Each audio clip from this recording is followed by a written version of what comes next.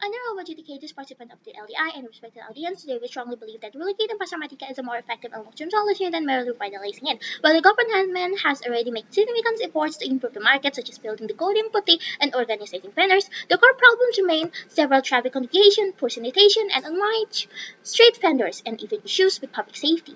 These are not minor issues that can be repainted or renovated. They are structural challenges that demand a structural response or relocation. Pasar Matica is located in the heart of Cotabon, surrounded by dense settlements, schools, offices, and main roads. According to Dinas Perhubungan Cotabon, the areas around Pasar Matica is responsible for more than 35% of the city's total traffic congestion, especially between 6 to 9 a.m. and 3 to 6 p.m. Public transport like Angkot and Larger frequently stop in the middle of the road. Vendors occupy sidewalk and there's no proper space for loading and unloading goods. The recent revitalizations only improve the inside of the market buildings, but the surrounding has not been resolved. Relocating the market to a less dense area would allow proper parking zones, wider roads, and better traffic flow, which simply can't be done in the current location. Sanitation is also serious of persistent issues. A report by the LHP Kota Ambon in 2023 showed that Pasar Matica produces over 15 tons of waste per day, most of which cannot be properly disposed of. Drainage in the area is poor, with frequent flooding during the rainy season. The market is located near the Y Batumera River, which is often clogged with trash. This directly affects water quality and health.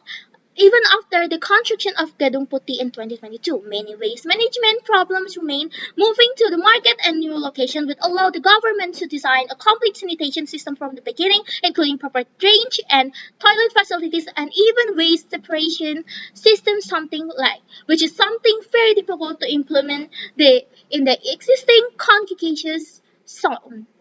Another major concern is insecurity. According to 2022 report by Polresta Pula Ambon and Polo Poliase, over 40% of petty crimes in the city occurred and in the around Pasar Mardika, including theft, extortion, and illegal preman collections.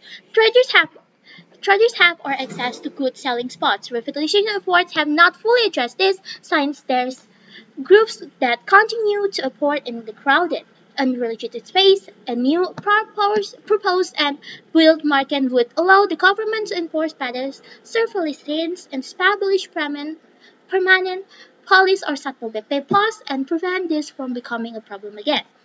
Street vendors of Brasilia also a remain challenge. The Satpol BP reported that between January and September 2023, they had to conduct over 60 separate operations to move illegal vendors from sidewalks near Pasar Mardica, but within days, many return. Why? Because there simply is not enough space in the existing market for all the sellers. Gedung Putih, because despite being a modern facility, only accommodates about 1,500 traders, while Bapeda Amon estimates that over 4,000 people depend on Pasar Mardica for their livelihood. Revitalizations doesn't fix this space shortage, only relocation with a larger area and planning soon can. In 2021, the Wali Kota Cotabon mentioned that the city has alternative land in Paso and Lateri, areas that are more spacious, accessible via the main road, and not as crowded as the city center. A relocated market in these areas could become a new economic hub, supported by public transport, sufficient parking, and future expansion. This would also help reduce population densities and economic concentrations in downtown Ambon.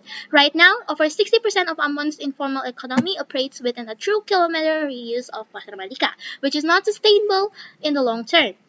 We understand that many traders may fear losing customers if the market moves. But however, we have seen that when the Gedung Putih opened, thousands of buyers followed.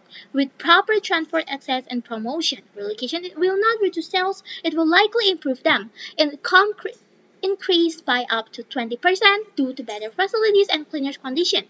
Imagine what would happen with a fully relocated, modern, and organized market.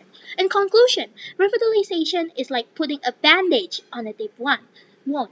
It may look better on the surface, but it doesn't heal the underlying problem. Relocating Pasamatica gives someone a clean slate, a chance to build a market that is safe, clean, organized, and ready for the future. It solves that root causes of congregation, crime, and chaos, not just Simpson, for the good of both traders and the city as a whole. Relocation is the better path. Thank you.